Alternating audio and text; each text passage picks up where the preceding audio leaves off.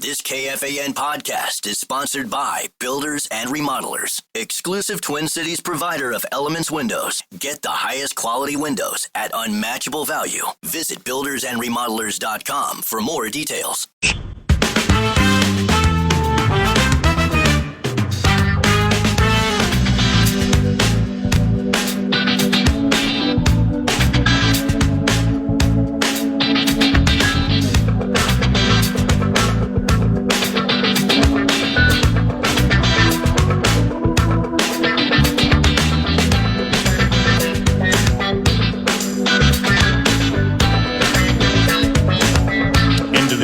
Portion of the 9 to noon Friday football feast from Buffalo Wild Wings. Jan Hassan, Vikings, and the Motor City Kitties this weekend. The pregame at 10 a.m.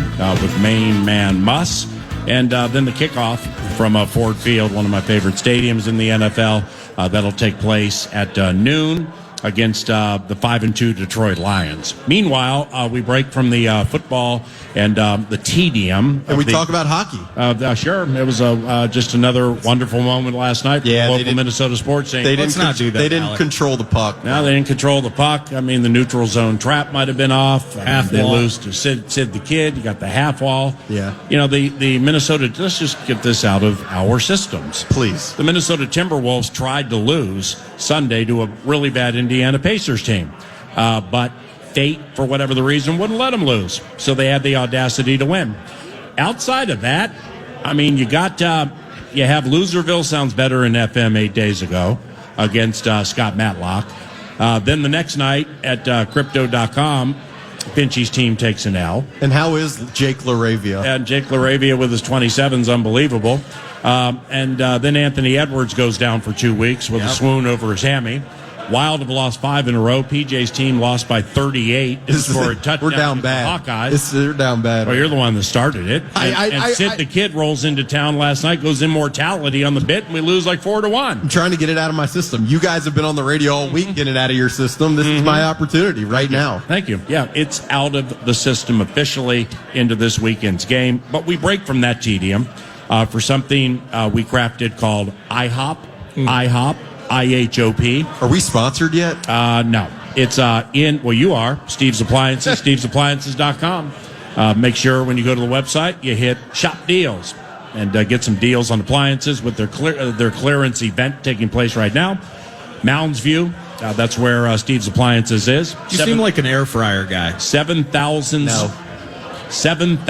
square foot facility in Mounds View. Steve's Appliances, stevesappliances.com. IHOP, in honor of Paul. The Paul being Paul Charchian, who co-hosted the Friday Football Feast from 2009 until last year.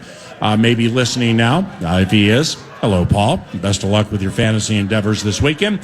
So we opted to do a segment celebrating Paul Charchian and his contributions to the Friday Football Feast for a decade and a half. IHOP, get it, in honor of Paul. And we score it. What we do is receiving and rushing touchdowns, 6 points. Passing touchdowns, 4 points. We don't mess around with yards. And last time we did a feast, Monticello, it was tight ends. And now, granted, these are some prominent names, but we kind of lit it up for you. Nordo gave Jake Ferguson, Cowboys, 2 touchdowns. I gave Trey McBride, Arizona, 2 touchdowns. And young Alec gave Ty Warren, Indianapolis Colts, and he had a touchdown. So that's 5 combined touchdowns. And here are the scores into this week where we machinate or machinate with wide receivers. It is yours truly has 24 points. So you're winning. Yeah, but how about this? I mean, we got 3 as we head up the barn side and approach the middle stages of the Breeders' Cup football sprint. I have 24 points. You and Nordo each have 22. I heard Chauncey Billups bet on you to win. No, that was Terry Rozier. Okay. But I can't find him to pay the $40,000 that he supposedly paid. Shocking. Right. And his x-ray glasses were able to look through my notes to figure out exactly who I was going to take. Weren't at his house when they split the money. 24, 22, 22. We do wide receivers this week. Wide receivers this week. And Alec Lewis. No, Nordo goes first. You pick one player, touchdowns only, and we'll see what you got. Yeah, I am. I'm going full Rube mode because I'm so obsessed with JJ's season. I'm so obsessed with JJ McCarthy's season, and I need to see something this weekend. Yeah. And why Justin not? has 1 touchdown this year. Yeah, and it was from the arm of JJ McCarthy. Thank you. Opening night, Soldier Field. And so from a fantasy standpoint, from a reality standpoint, I'm feeling 9 targets, 7 receptions, 117 yards. How about that? And a touchdown on Sunday at Ford Field. Justin How many Jefferson, targets? He's going to have 9 targets. 9, and then we go 7, 117, and 1. That's right. That is Well, I correct. gotta That write will that be the down in stat case it line hits. for number 18. Yeah, That's my pick in honor of Paul. yeah. JJ McCarthy, win or Justin lose, Jefferson. if he hits that, is in the montage. I mean, that's fantastic how you did that. Hey, sullen, defeated, negative Vikings fans. In our little baby game IHoP in honor of Paul, Eric Nordquist just picked Justin Jefferson. What do you think of that?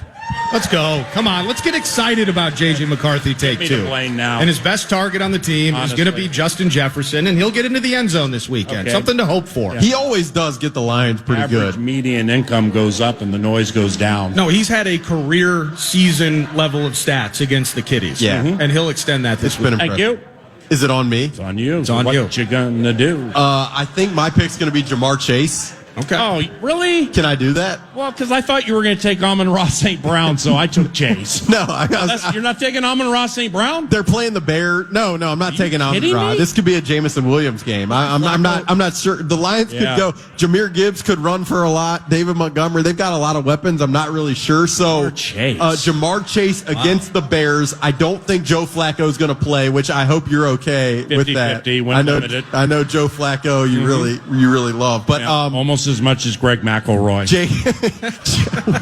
Jake Browning and Jamar Chase against Nashawn Wright. I think I'm going to go with that selection. So basically, that's your way of saying you don't care about the baby game. No, it's my way of saying You're that. just going to throw a dart and take a name. No, I'm going to win the game. Yeah. I'm going to say Jamar Chase. Jamar Chase he scores. He catches like 1 million passes. For some reason, I say this every week. They allow Jamar Chase to just run slants, and I don't feel like Justin Jefferson ever runs a slant. It doesn't make any sense to me. It will be Browning this weekend, though, right? It's 50-50. Browning will air it out. He'll throw you a few, but he'll air it out. Yeah, I mean, the Bears are down their top 3 corners. Exactly. And Jalen even if Johnson, the whole thing. Tyreek Stevenson, Jamar Tyler Chase, Gordon. I don't know who they have, but it's not going to be pretty. So I can't believe you didn't take Amon-Ra St. Brown. Are you going to take Amon-Ra? Of course not. Okay. Yeah, but see, that's part of my brand. Part of your brand happy Halloween. is wrecking vibes and rooting against the team. Right. That's what everybody thinks these days. It's tough. It's tough. I mean, I told you this off air. I thought about going to the locker room today wearing a clown suit. It's the best ever. Yeah. Okay, well, geez. All right. So maybe I'll take Puka Nacua. Devontae, yeah. Chris Greer is out, the Dolphins GM. Is he? I'm going to take T. Higgins.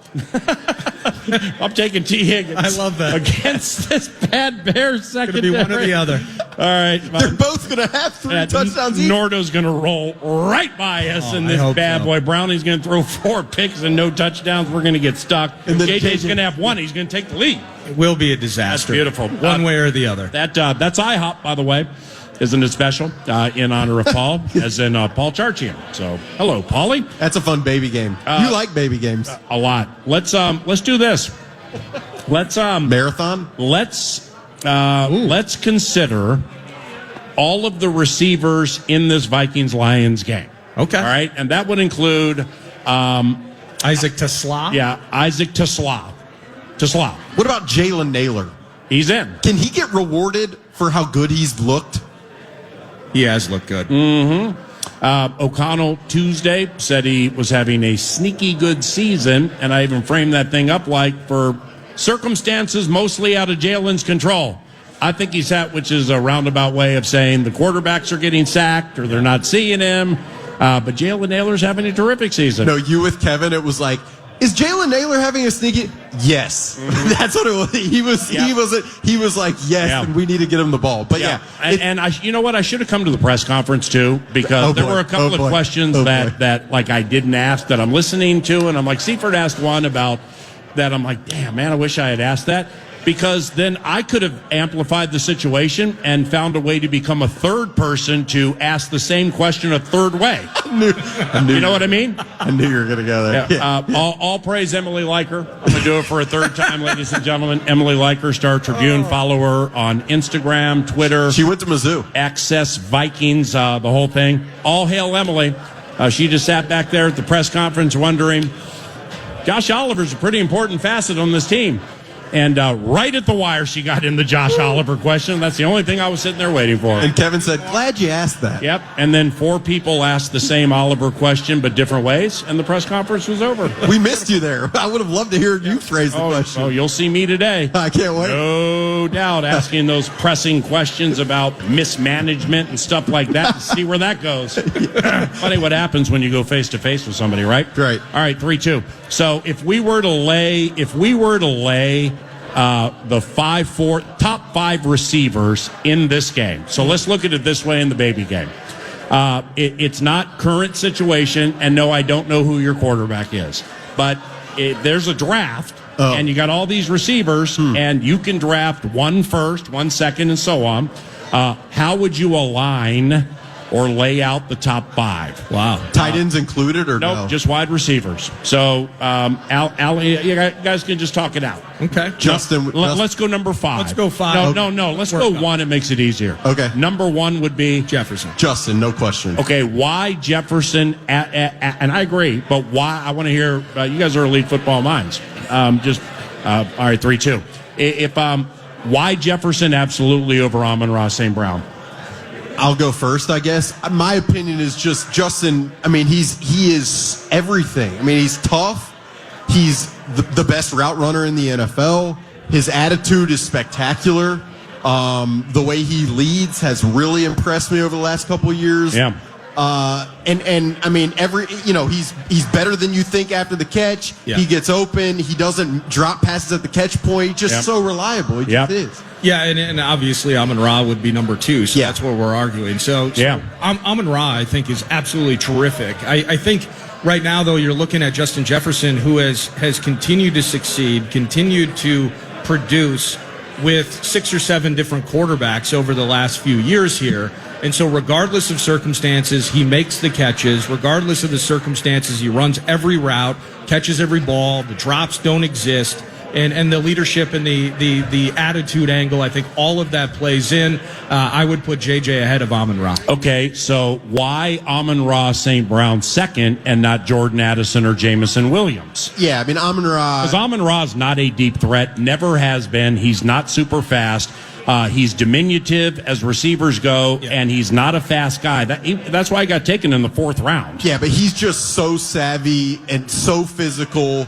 He can, part of the reason they are so good, and Chad talked about this, is they marry the run and the pass so well. It's what Kevin O'Connell always talks about wanting the Vikings offense to be. Yep. They do it at such a level. Part of it is because they have receivers who play such a role in the run blocking phase like Amon-Ra does. So I just, and he is not the vertical burner that even Jordan Addison or Jamison Williams are, but that makes it even more impressive than when he catches 1 for 8 and takes it 70. He might be, again, even comparing him to Justin Jefferson, are there 2 or 3 better route runners? Are there 2 or 3 better position guys, field guys that find spots in zones and turn that 5-6 yard catch in 15 and 20? Amon-Ra is one of the smartest players on the field, I think, for the kiddies. Digging it. So, JJ, Justin Jefferson first, Amon-Ra St. Brown second. Third, do we go Addison, Jamison Williams, Khalif Raymond, or Jalen Naylor? I mean, yeah, it's Jordan Addison. Yeah, it's Addison. Think we would both go Addison. Yes. When this guy is healthy, available, on the field, and engaged, he is such a good route runner. He has the vertical speed. He also is reliable at the catch point. I mean, you just don't have the... he's not a physical presence near the line of scrimmage, but just as like a separator, as a receiver, he is up there. Yeah. In the league, he's up there. And maybe I'm discounting him, and we'll talk to Jason Hatch about this at 11, and he will tell me that Jamison Williams is not a one-trick wide receiver, but it feels that way. And in some ways, maybe he's held back with how the Lions use him. Yeah. But as much as the focus is on Amon-Ra, it's Jameson Williams with that off that play action, and he's 5 yards free of a safety, and you air that thing out, and that's where those explosives come in.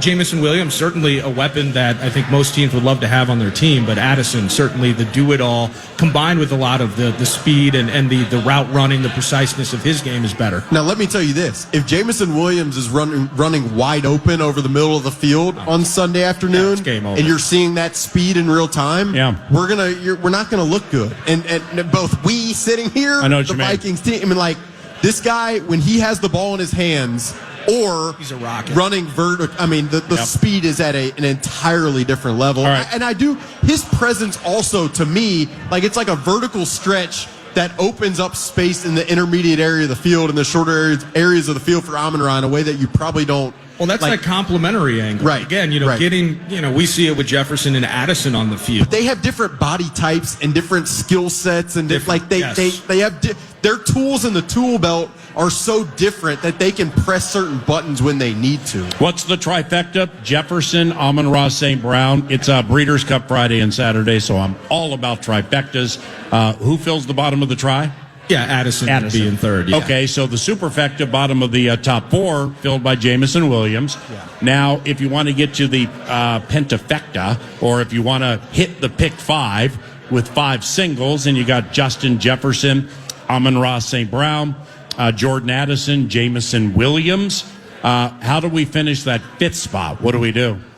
Not Ty Felton for me. It would probably be Jalen Naylor. Jalen Naylor would be the guy. Over Khalif Raymond. Yeah. Now, with Raymond, if you draft him, you get the returning ability. Boom, and he's really good. He is. And he did dust somebody last year in one of the games. Believe it was Stephon Gilmore, maybe just fell down in the red zone, and it was a Khalif Raymond touchdown over the middle. That's great. So, yeah. But Jalen Naylor, I seriously believe this. Jalen Naylor, if other teams leading into free agency this year, if the Vikings don't re-sign him and he hits the market and there are other teams who watch the film in terms of their evaluation, Big time. he is going to get paid, Jalen Naylor. And he's been available. I give him a ton of credit. Had the hand injury coming out of training camp, did not miss a game, has been really solid. And I guess, Adam Thielen would be a receiver that we haven't talked about. Yeah. Well, he moves the chains on third down. That's about all we've seen. And 2-point conversion. Not in the Bears game, and he did. 2-pointers. First of all, what is it when you hit all 5 in horse racing? We're going to call it a pick 5. Just a pick 5. Yeah, okay, it's not 5 consecutive. Not like a quintuple. No, there's like some pentafecta, but I don't, or super high 5. I don't really know. I just do show bets, so I just try to keep it simple. I'll ask Chauncey Billups. I don't know. There's part of me, like situationally, if you're just, and it pains me to do it, in some ways I think Khalif Raymond, and we saw him earlier, I think it was with the Titans. Really? I think over the course of his career, situationally, Khalif Raymond has been the guy that has the speed. He has been the secondary or the third option. He does have the return ability, which matters, whereas we saw the muff at Lambeau a year ago. I'm not trusting Naylor back there ever again. In some ways, I kind of have to go Khalif just because of his utility and how he's been used. And I think he has a better overall resume than Jalen Naylor, despite the fact I would prefer to say his name. But I think you get more run out of Khalif, and he's been more productive in his career. Now, I respect what Nordo just did. Naylor might have had more touchdowns last year than Raymond's had in his entire career receiving. So from a resume standpoint, I might dispute that a little bit, even though in truncated fashion. However, the only way to turn a little into a lot and manipulate a pick 5 pull, you got to have a long shot spotty in there. And he got his long shot spotty, Khalif Raymond. I almost went long shot with Tesla because I think he has 2 or 3 catches, and I think 2 of them are touchdowns. One-handers. And 3 catches, 2 TDs. And they're unbelievable, old school Sports Center top 10 touchdowns. So this Tesla cat is going to be somebody, if we're focused on digging into the red zone, he's a guy to watch for if they go 4 wide. There were some people in the Vikings building who liked Tesla in the draft. Yeah, yeah. Did you hear that before he caught 2 touchdowns on 3 Absolutely. receptions? Absolutely. Heard it back in March. That's the voice of Alec Lewis with Eric Nordquist, producer from 9 to Noon. Tesla because he's electric. Always. Yeah, That's beautiful. I'll let Dan Miller handle that. Happy Halloween. Now, if his name was pronounced Tesla, that's a wonderful, wonderful line. And I'm Paul Allen. We're at Buffalo Wild Wings Chanhassen for the Friday Football Feast. That was the marathon segment provided by Steve's Appliances and stevesappliances.com. Into the second half of the presentation, Vikings and Lions this weekend at noon on KFAN. Meanwhile, Devin Ward, who is guiding the Great Ship Love Covenant back at the 651 Carpets Plus Studios. He has the cash thing for us. Go on with it now. The Fan and 2 Minute and Junk Truck want to give you a shot to win some bonus bucks with our National Cash Contest. Enter the keyword BANK at KFAN.com now for your shot at winning. That's keyword BANK. Enter it now at KFAN.com.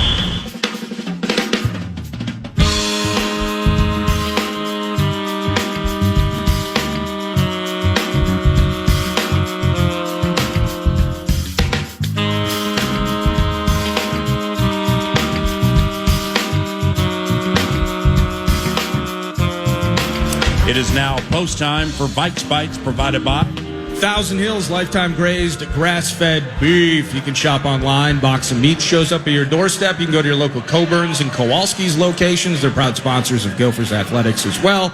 Clearwater, Minnesota's finest. It's Thousand Hills. Vikes Bits. First, Alec, can and or will Minnesota establish a run versus the Lions? It's going to be really hard. The Lions' run defense is good. Pretty 87-7 a game. It's fourth best in the NFL. Yeah, I mean, they're good. Their edges play the run well, whether it's Aiden Hutchinson or Al-Qadim Muhammad, this guy who kind of flashed for me a little bit on film. 5 sacks. Aleem McNeil came back, and I kind of just forgot how good this guy is, or not forgot, but just didn't probably, credit it enough. And then DJ Reader is really good in the run. They've got some nose tackles. A guy, I think his name's Roy Lopez, who will play it pretty well. Long hair, Arizona. The rookie Tyleek Williams will play the run, and then their linebackers, Anzalone is like the Mario to Andrew Van Ginkel's Luigi. Those guys they look the same. They're a little different. One's number is 34, one's is 43. And then Jack Campbell. He's gotten really good. Yeah, Jack Campbell diagnoses things really well. He's not a great blitzer. At least that didn't pop for me on film, but he figures out, he finds where to be, and he can get off blocks. So it's going to be hard to establish a run game.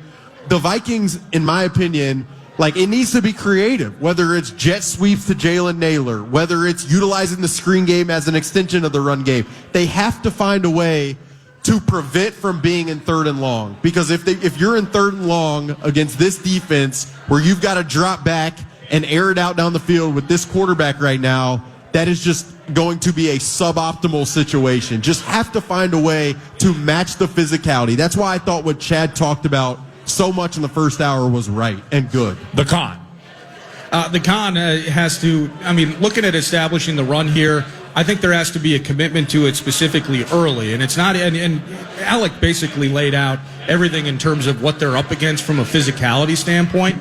I think reps and rhythm means a lot to this. And the commitment will start with, you get one out of Mason, you get one out of Aaron Jones. Don't be afraid early in this game to go back to it on 2nd and 9. And I've just seen out of flow here from a play, and whether it's a scripting standpoint, down and distance. We saw it in the Chargers game where you're down 14-3. You only ran it 5 times in the first half. All those things included, if it's a health standpoint because you're not liking what you saw out of your backup offensive lineman, you have Darisaw and you have O'Neal. If it is a protecting JJ and get this thing moving standpoint, we need to see more reps from that standpoint as well. When they've committed to it this season, it's been in very short doses. But Kevin O'Connell, it's hard to believe this. You'll be shocked. Kevin O'Connell could draw up some pretty damn good run. And some run action, whether it's getting Mason to the boundary, and when we get some push inside, we can be effective there as well. To his point, to Alec's point with the screens and just mixing it up, the swing passes, tried to do it early on, incomplete to Aaron Jones in the Chargers game. But the mix combined with true overall run against, slam your head against a brick wall commitment, that needs to happen. I think it actually can happen this weekend because it'll be so contrary to what we've shown through the previous 7. Vikes Bits from Buffalo Wild Wings Chanhassen for Alec. Alabama. Cornerback Terrion Arnold. He's missed the last 2. Should be back this weekend. 0 interceptions in his career to this point. Very highly drafted. What do you think of Terrion Arnold? And purportedly he was good with the Crimson Tide. Yeah, I mean, he was a first-round pick for a reason. The guy has really good athleticism. He's physical. And I mean, I put this in our notes that we'll talk about obviously later, but like the way this Lions team plays coverage for me is like Flores-ish in that is their identity. Like they are going to get up in your face. They're going to grab you. They're going to be physical. They're going to be annoying. And it's kind of on you just to manage that. The receivers have to release off the line of scrimmage well. They have to match the physicality. They have to not complain if penalties aren't called because they're not going to be called every snap. And that is a major key to this game. Like, do I think Terrion Arnold can stick with Justin Jefferson one-on-one? Like, absolutely not in any respect. But they have done a good job against Justin in recent years playing double coverage, which is why, like, for me, this becomes can this be a one-on-one TJ Hawkinson game? And like, there's not much that we've seen that proves that it can be, but at some point you need that to happen if they're going to defend these guys. Terrion Arnold, he's a young player, developing player, doesn't stand out as some exceptional cornerback, but these guys are feisty. I hope I don't eat these words. Terrion Arnold strikes me as being incredibly undisciplined. And whether it's the penalties, he can be had if we get those one-on-one opportunities. So certainly an A topic into it. How much are the Lions able to get pressure without blitzing will factor into what Terrion Arnold's able to do against Justin Jefferson. But very talented, super athletic, not a ball-hawking playmaker at this stage of his career. After missing 2 games, all those penalties, he gets super handsy. He finds himself in the wrong spot. He's not always tracking the ball when he's in coverage downfield. There may be an opportunity for us to get at Terrion Arnold, and I hope I don't eat my words.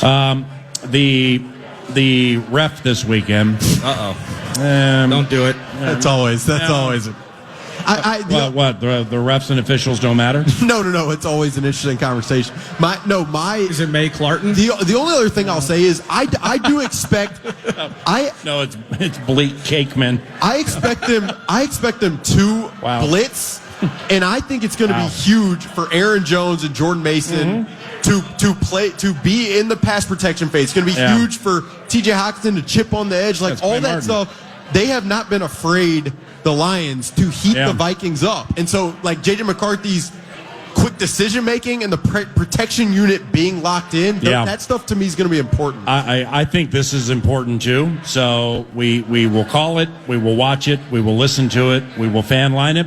But let's just keep this in mind, okay? Clay Martin and his crew called the 8th most penalties of all the, I believe it's 17 staffs in the NFL. 13 and a half flags per game, so that's kind of nondescript. Middle of the road. But here's the deal, and I'm texting with Nacho Libre now about some Sunday things that we're going to do early in the game. And one of them is he wants to talk about Lions corner Amik Robertson and his holding of Justin Jefferson every single time they play and how it's overlooked a lot. I think Amik Robertson, Amik is... he's 6-year from Louisiana Tech. He and Justin played high school against each other. High school. That's what it was. So anyway, they've been dogs in a roundabout way or known each other for a long time. But Amik's not as good as Justin one-on-one. Would we agree with that? Yes. Yeah, absolutely. Okay, so but it's so rare one-on-one. But to your point, off the young Alec Doc, which is voluminous and fantastic, and we'll get into it next segment. A lot of vulgarities. The Lions play a lot of man coverage. I mean, a lot of man coverage, and they're kind of like Amik. Yeah, you're Louisiana Tech. This is LSU guy. He and Jamar had 39 receiving touchdowns in 2019, the most in the history of FBS. Yes, we know who he and they are. But you still got him. So Amik holds Justin a lot in sneaky fashion, and it doesn't get called. So here's why I went into this.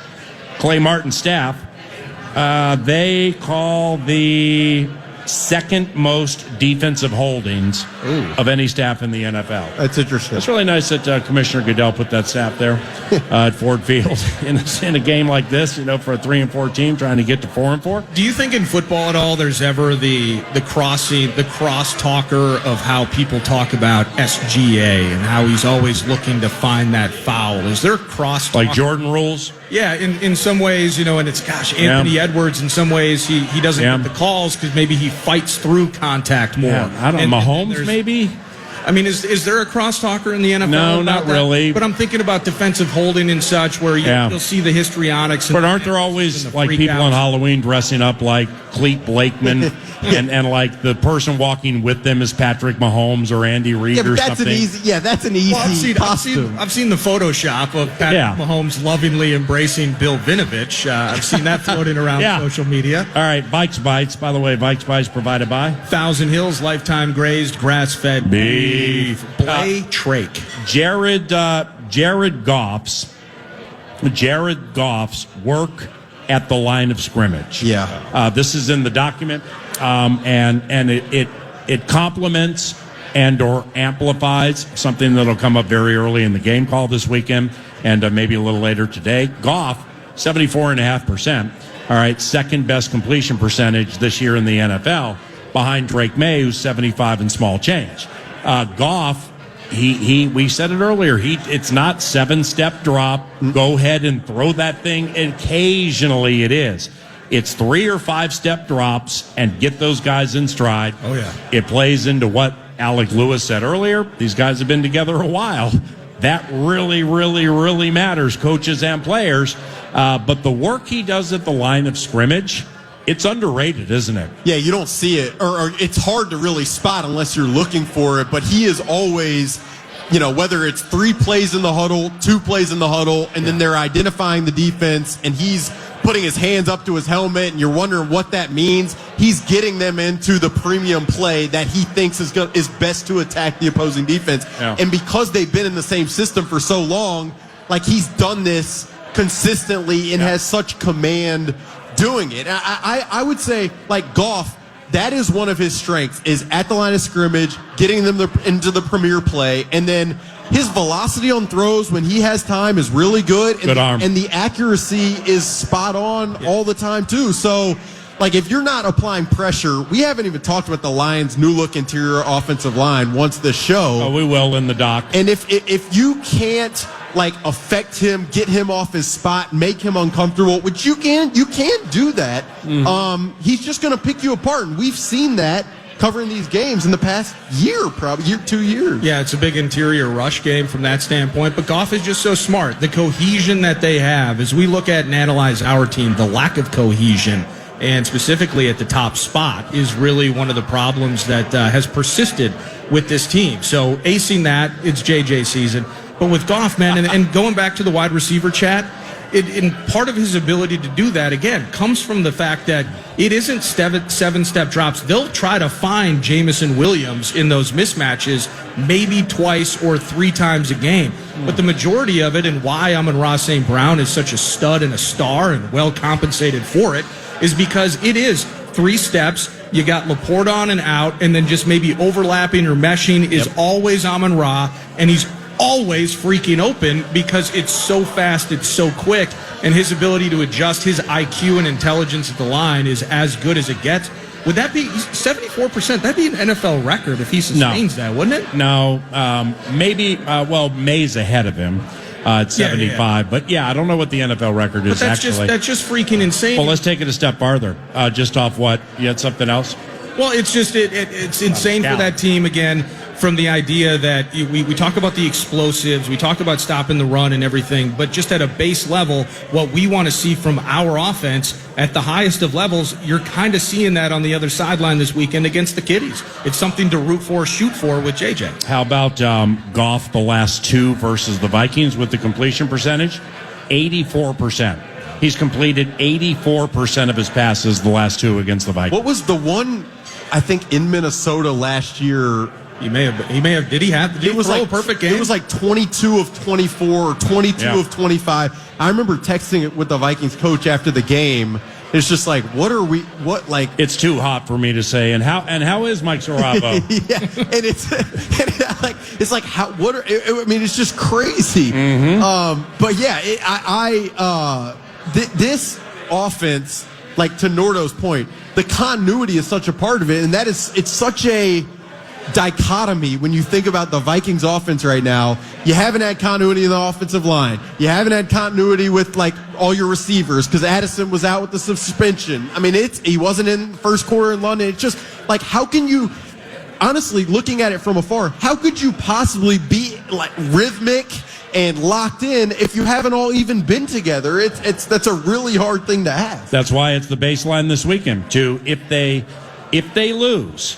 push them to the wire. Absolutely. If they lose, let us leave being like, we threw punches. Yeah. Okay, we were physical like they were. If it's an unraveling 41-17, I mean, it is going to be rough. It's a Friday football feast at Buffalo Wild Wings. Jan Hassan, Alec Lewis, The Athletic, theathletic.com. Nordo, producer of 9 to Noon, and I'm Paul Allen. Back after this. Fan.